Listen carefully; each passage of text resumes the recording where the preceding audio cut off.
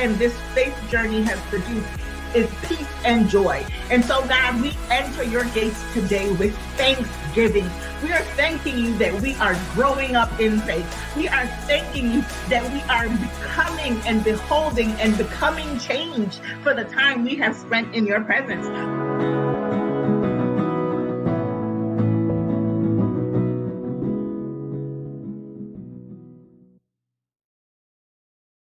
Good afternoon, beautiful people. How are y'all doing today? How are you doing today? Tell me in the chat how you're doing, how your day is going, how your week is going, how your April is going.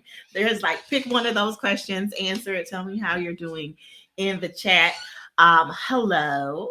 My name is Lenore Reynolds Jones, and I have the awesome privilege of being a proprietress of a wonderful kingdom enterprise called legacybuilders.com, where we help. That's right, we help. We do not do all the work. We merely help individuals and couples gain necessary tools and skills to not only leave a lasting legacy, but have a successful and satisfying relationship. And you're like, sis, what? You just said a whole lot. So that simply means that where we are, we understand aloha, hello. We understand that legacy happens in partnership with God. And so we are intentional about creating spaces where you can encounter God and in doing so, change what it means to have your last name. So we do that through a variety of ways. We have books, we have courses, we have things that are coming down the pike very, very soon that we are excited to potentially share with you when the time is right. However, we do it through these programs, these broadcasts, where we literally create spaces in the middle of the day, in the middle of your week. And we're like, hey, we know you're at work, you might be at lunch, you might be doing something else, but right now is the perfect time for you to have an encounter with God, or to receive, as the name of the show implies, fresh manna, right? Because we believe that manna is provision for a season. So today we are going to finish up with the housekeeping stuff, and then I'm going to tell you about the topic for today. So now that I've told you who I am and why I'm here, I have welcomed you to the broadcast. This is another part where you get to participate, where I would love if you would subscribe. If you are watching on YouTube, subscribe to the channel. You can like and share this broadcast wherever you are watching. Facebook. Sometimes I'm live on LinkedIn, wherever you happen to be catching this broadcast. We would love for you to like it and share it with someone. And that is the end of the housekeeping. So now I get the pleasure of telling you about today's topic. Today's topic, and it might not sound pleasurable, but it is isolation.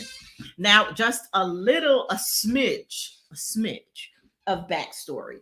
So here's what happened about, let's call it three, maybe 4 weeks ago, right?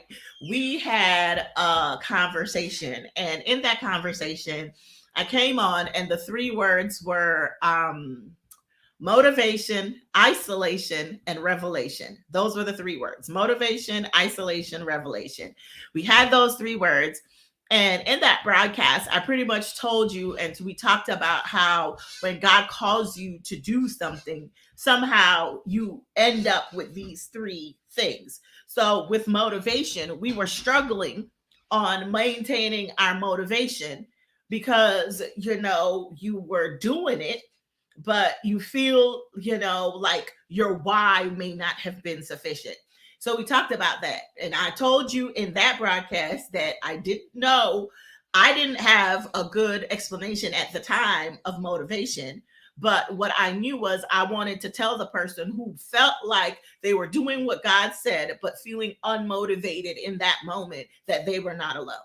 The next word was isolation, where you're doing what God said. Not only do you feel unmotivated in that moment or currently, but you feel like you're doing it by yourself, that following the call of God on your life has separated you from those around you, some who were near and dear to you. And so you feel isolated. You feel like John the Baptist on the not John. Was it John the Baptist? No, he was dead. So John the Revelator, that's who we call him. So John on the Isle of Patmos by yourself, you out there, and it's just you and Jesus.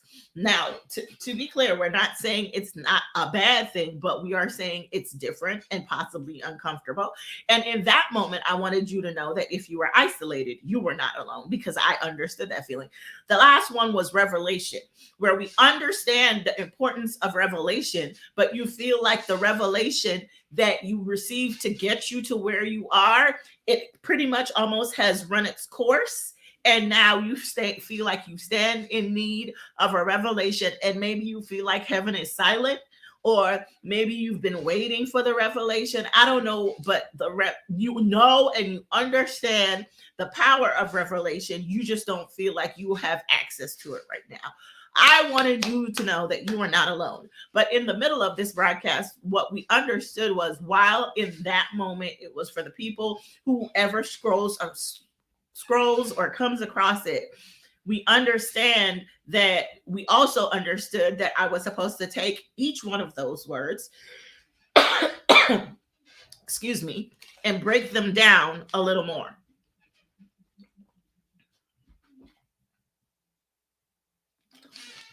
So what's happened is I did that.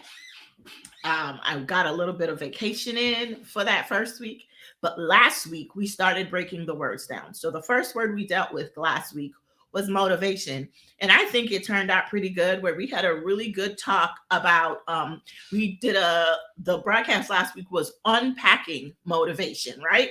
And we unpacked it, we pulled it apart, we lifted it up, we pair it on the inside, and then we put it all back together and package it in this wonderful thing. Now, this week, what we're going to talk about is the truth about isolation, because there are so many things that we believe about isolation. And guys, I am going to tell you the gospel truth. I always do some level of preparation before a live. You're like, I'm not going to come on here just any old type of way, tell y'all I'm trying to create space for God and then just show up. Like, that's not how you do that. So I'm always very conscious of, okay, God, I'm about to go before your people, do some type of preparation. Generally, I fasted for at least half the day before I go live, just because, like, I understand truly that I am a sinner saved by grace, and the best thing that I can offer you is Jesus. And so I need to ensure that and this is just my personal belief, my personal model, that when I go before the people in any fashion to serve God, that I should be as clean as possible. That means I go without. So starve the physical man, that the spirit man and the spirit that lives in me may be raised to the top. So I always have some level of preparation going before I come before you. Here's what's different about today. Like, the other thing is that I literally sometimes, even though I know the topic, but most times I know the topic, but not exactly sure how I'm going to say it. It's in the moment where I'm typing the name of the broadcast that I get a little revelation. Here's what's different about today. I was laying in my bed last night and information started to come to me. I was literally laying there. I was in my wind down time. I have the Abide app. Excellent app. Pretty much they read the Bible to you. They have the nice sleep sounds. So I'm listening to, I think it was the flowing stream or whatever, but that is my app. And I have my sleep sounds going. I have everything going, and I am getting ready, winding down, preparing my heart and mind. I often, before I go to sleep, and this is a bonus, but this is what my sleep routine looks like. If you don't have a sleep routine, I encourage you to get one. So it looks like turning on the Abide app. It looks like moving my phone at least across the room, if not into another room altogether, like the bathroom or something, so that, because, we still don't know what they talk about the, I don't want to say rays, but the radiation, the things the phones give off. There's all these studies that are starting to come out. But more than that, if it's close by, it's easy to become distracted by notifications, whatever it lights up. So I generally put my phone well out of arm's reach. So I turn down my sleep sounds, put it out of arm's reach, getting wind down. I pray, and I pray a very specific prayer. Of course, I give my spirit to God. I'm going to seek my rest, make my rest, whatever rest I receive, make it sufficient. But I also always ask God to give me strategy, revelation, and dreams. It's a thing I do every night. God, I'm asking you to send your messages to me while I'm asleep. Meet me in I pray that prayer pretty much every night. So these are my sleep routines. Guys, I prayed that prayer. And then instead of winding down towards sleep, God started downloading names and points for today's broadcast. And I was like, oh, that's different. I was like, that's different. And I said, hi, but hello, David Hunt. Thank you for the YouTube watch, And I was like, oh. And so I had to get up, go across, get the phone, make the notes, do all of that. And I promise you, and this is what was so interesting. It was as if as soon as I finished, I put the phone down because I was like, okay, I'm going to pray again. Guys, I don't remember what happens. It's like as soon as I typed it, I fell asleep. So today's broadcast was again, I always prepare, but this is literally the topic, the title, the information that I'm gonna give you was literally a direct download. I literally opened, and this time I have several apps. So I have a dream journal where I keep all my dreams, and only thing I put in that app is just dreams. So, or prophetic revelation. Then I have Evernote where I keep all my notes for everything else.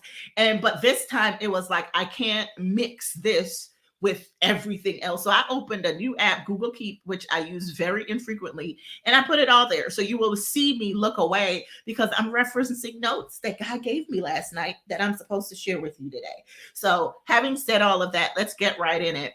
The truth about isolation. The first thing I need you to hear is that isolation is not punishment. That's right. That's where we're starting. Because I think so often we get to these places, we get into these spaces, into these moments, into these seasons, and we begin to lose things. Or distance begins to develop in these spaces between you and others, between you and your dreams, between you and your this, your that. And we immediately go and we start, oh, God, why are you doing this to me? Why are you punishing me? Why does it have to be this way? I really like this. Why did you take it away? And we start whining. You see how I said that? Whining. Asking God why and whining the whole time. And so the first thing I need you to understand is that isolation is not punishment. It's not.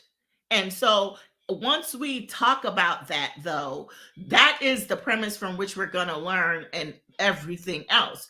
Because then you are isolated. So that means if it's not punishment, then instead isolation has purpose. Like God uses isolation as a tool, and it's a tool to do one of two things. It's either to call you and prepare you for something else. It's either to increase and improve your clarity on the call, or to reduce the competition. And you're like, wait, what? I'm gonna say them all again. I promise. Just track with me here. So the first person, and so as I was writing and God starts telling me, pay attention to this. First story is Elijah, right? And we know the story, Elijah, and we unpacked this. I think it was last year, actually. Around this time, we were talking about the children of Israel and crossing over, and I talked about Elijah, right? And the prophets of Baal and how they went up on Carmel and God showed up and showed out. And then they come down after God has showed up and showed out. And here's clearly he is God.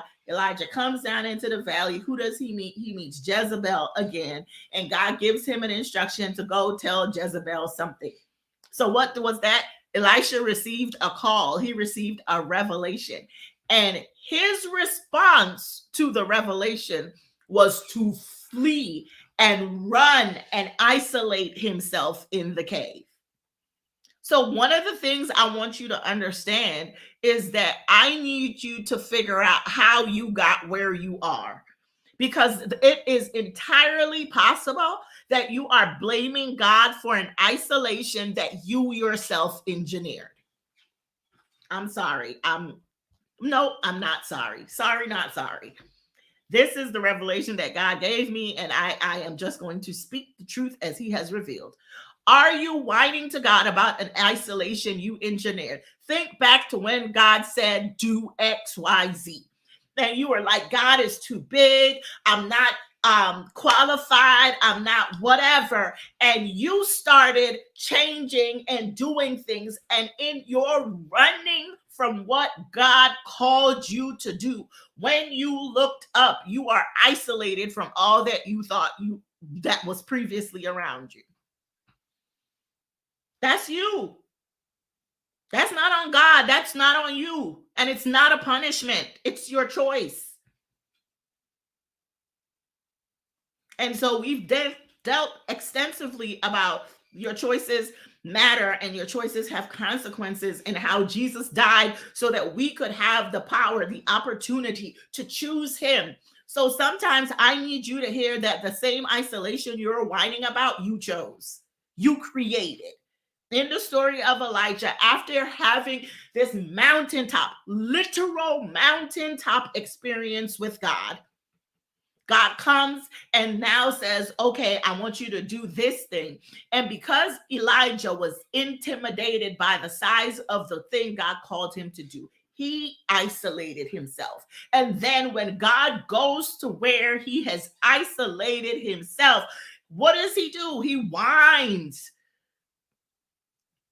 And I'll never forget a pastor that a pastor I know. I will never forget one time he preached this a sermon about this particular, and he says God was actually upset and yelling at Elijah. And when Elijah was in the cave, it wasn't like, Elijah, why are you in the cave? God was like, what are you doing in a cave? Is this where I sent you? This is actually not where I sent you. What are you doing here? And doesn't that sound like someone else? Because the next person that God gave me was Jonah. Think about it. Now, Jonah didn't have the mountaintop experience. Jonah was just minding his business, delivering the messages. And then understand this, and I'm going to lay it out for you. Then Jonah receives a vision, the call of God to go and deliver a message to his enemies. Because so often we talk about the story of Jonah and we talk about how Jonah ran the other way. Here's why Jonah ran the other way. Jonah ran the other way because he knew God's character. Yeah, guys, the people of Tarshish were the enemy of Jonah's tribe. They had made war. I think may have even, I think I've read some commentary that says somewhere that they may have killed Jonah's father in a fight. So these are his enemies, and Jonah didn't want to deliver the message, not because they were his enemies, but because Jonah understood that God is so good that he would deliver this message, right? Jonah would do what God asked him to do. These people would turn their lives around, and they would be the possibility existed that in delivering the message, Jonah would be the conduit for their salvation. And so he was so against that he ran the other way. And we know the story. He goes and he instead of going to Nineveh, Jonah heads to Tarshish. Big fish, big storm. They start crying out to their gods and everything. Jonah gets the lot. Jonah says, yeah, it's my God. Throw him overboard, and immediately the storm ceases and Jonah swallowed up by a fish. Where is Jonah? In the belly of a fish. Where? By himself, isolated. But think about it. Again, hear me what I say. So Jonah's isolation was a consequence of his disobedience, and the disobedience was based on his knowledge of God. Jonah knew God was merciful, that God is kind, and Jonah didn't want to be a conduit for someone else, for his enemy's salvation. And so he ended up in isolation in the belly of a fish. And so my question to you is, in those two examples, the isolation is after you've received a call. How did you respond to the call of God? So is your isolation of your own making because of disobedience or because of fear?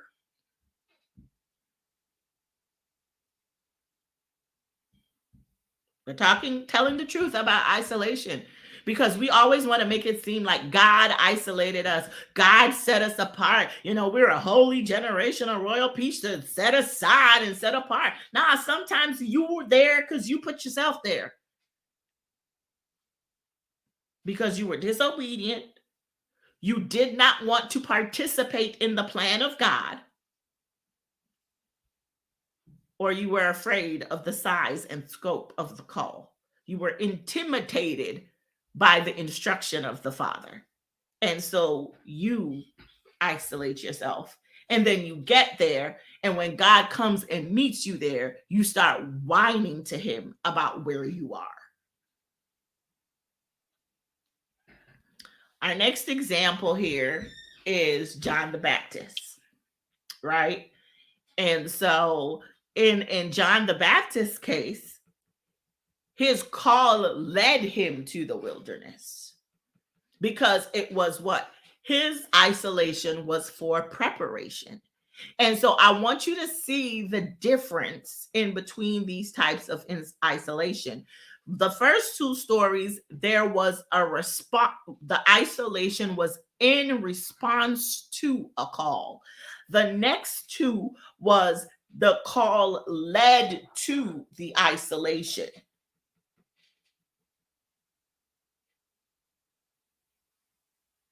And so here's John the Baptist, and he had grown up and he was a kid. And the Bible clearly talks about that when John became of age, he was led into the wilderness by God to start his ministry. So that isolation produced a couple of things. Why did you think, and this is where I said them already, but I'm going to say them again, that this is where, so when the isolation, right, is caused by you, where you isolated yourself in response to God, you get a different set of things.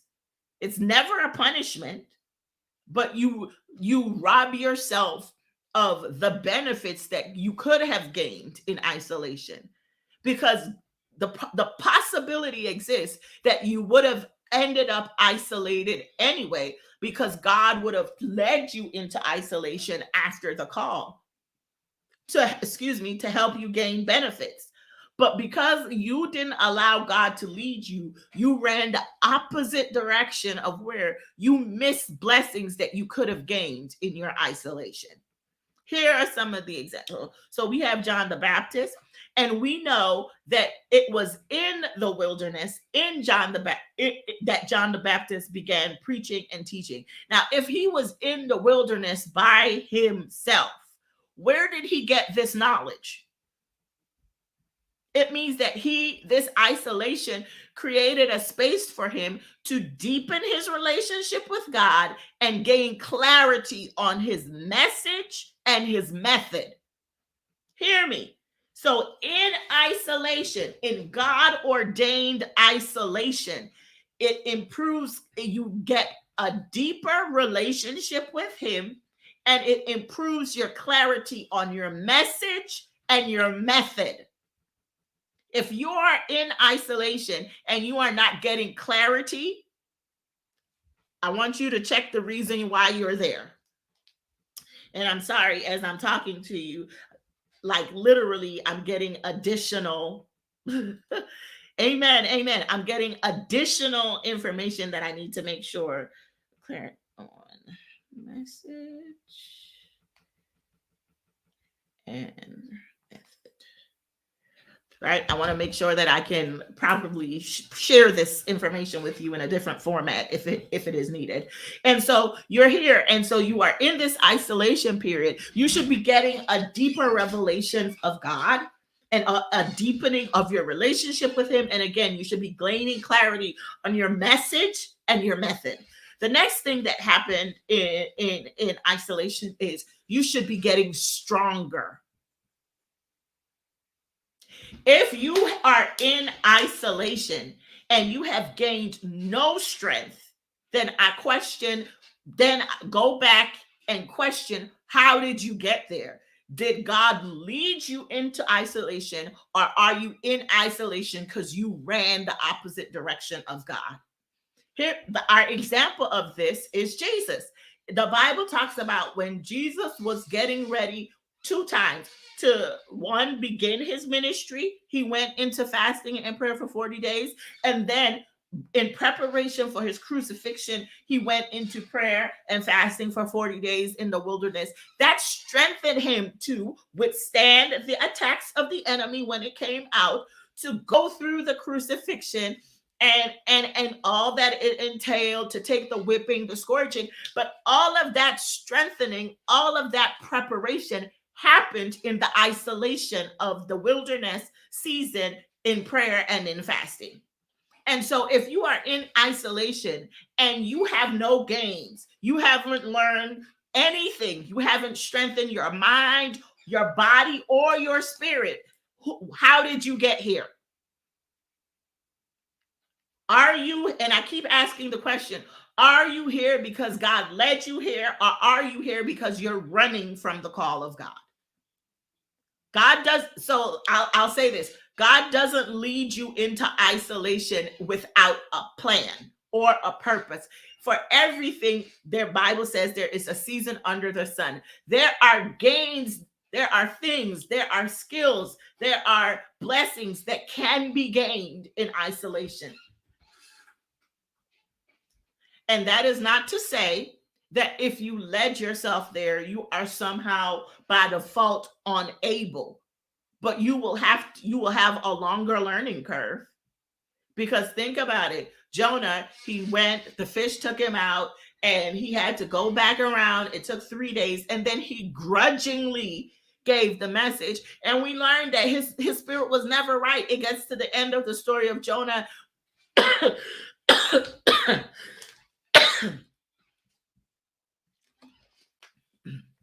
Excuse me. We get to the end of the story of Jonah, and he's whining about a fig tree.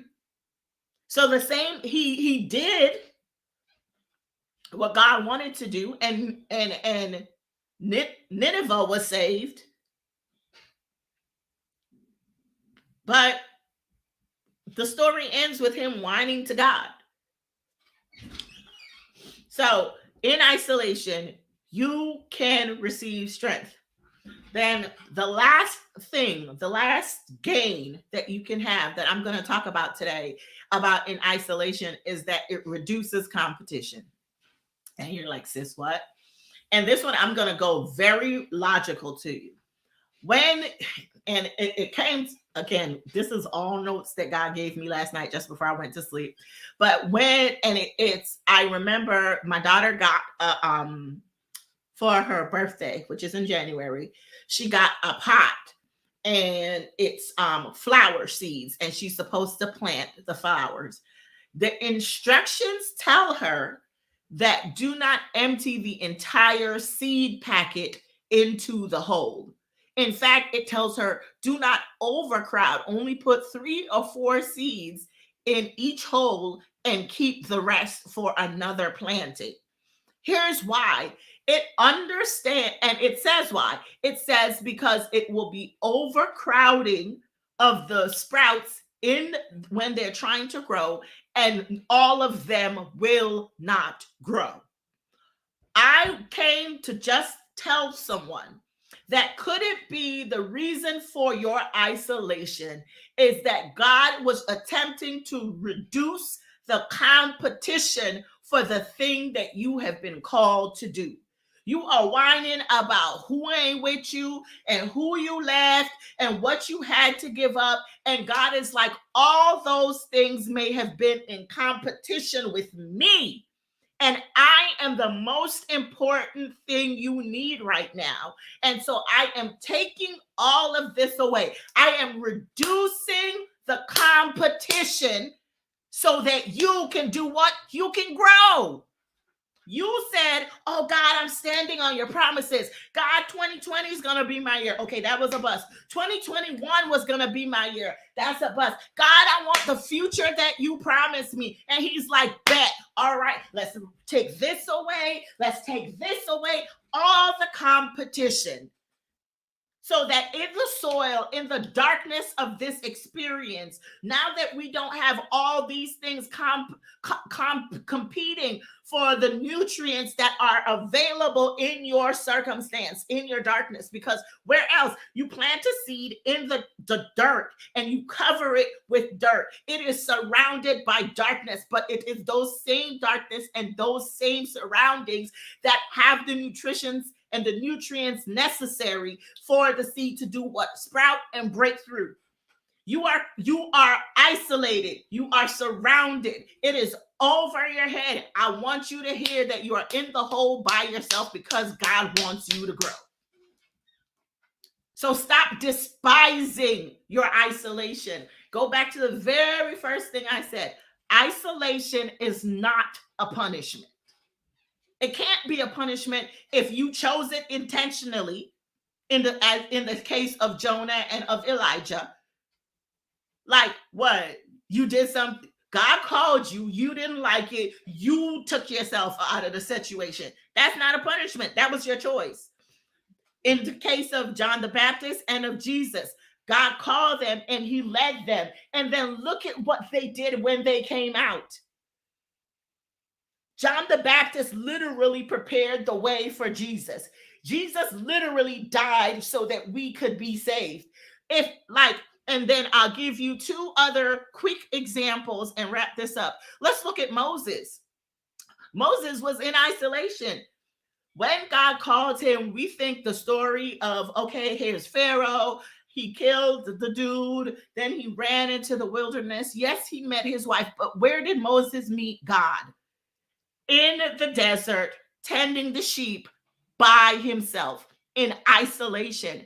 And even more, when he met God, the curiosity caused him to do what? Wander away from what was familiar and his occupation.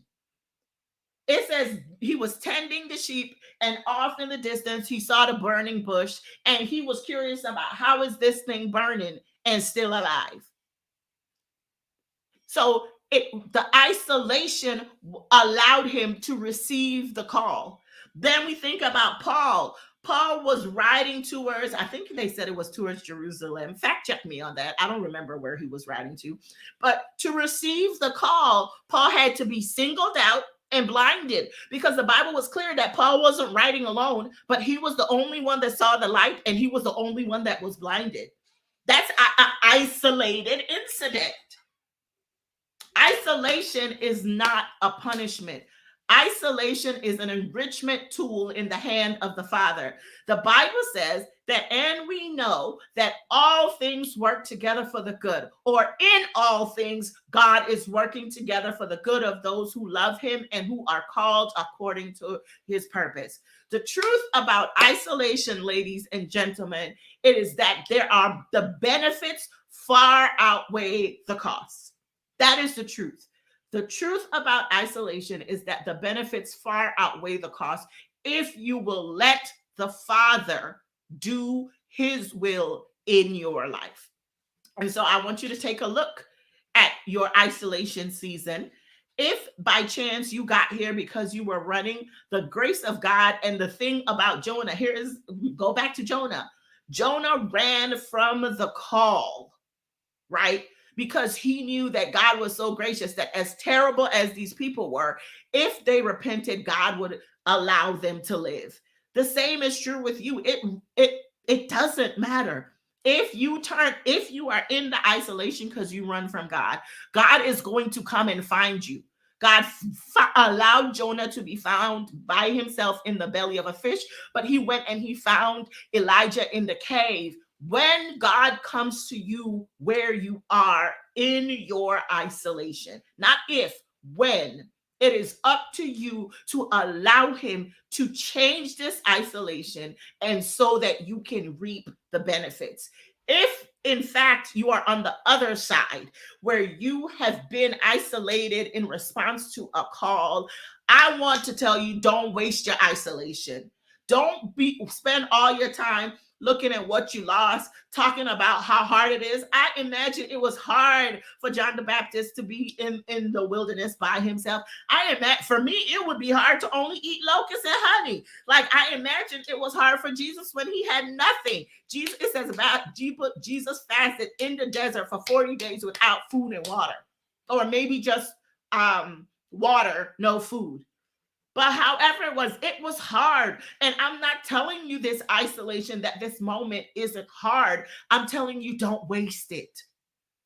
Take everything you can from this darkness, from this pressure, from this weight, all the nutrients, absorb it all. Push your roots down deep, because on the other side of this is exponential growth. Think about that. Once a seed sprouts, the growth is exponential from there on out. It becomes a tree, and we know that it's growth in both directions, right? Because we know that the root system of the tree is just as big as the limbs on the top. So this moment, this isolation incubation, is literally God's double portion incubator. Don't waste your isolation, ladies and gentlemen. Don't waste it. God absolutely has a plan, and he can absolutely do exceedingly and abundantly above all you can ask, think, or imagine. That is the truth about isolation. That is what I came to share with you today. I am so grateful to you for joining me. I always enjoy these moments, enjoy these talks. I am excited about the work that God is doing with me and through me. I have several announcements coming up. We're looking forward to May. If you've been following me for a little while, you know that I always say May is a declaratory month. And we talk about, the May declarations, the things that I want you to declare over yourself in the month of May. This year, it's going to look a little different. So stay tuned for those announcements. But other than that, it's always a pleasure. And as I always say, may your latter, as in the latter half of your day, be greater than the beginning. Thank you so much for joining me. Bye-bye.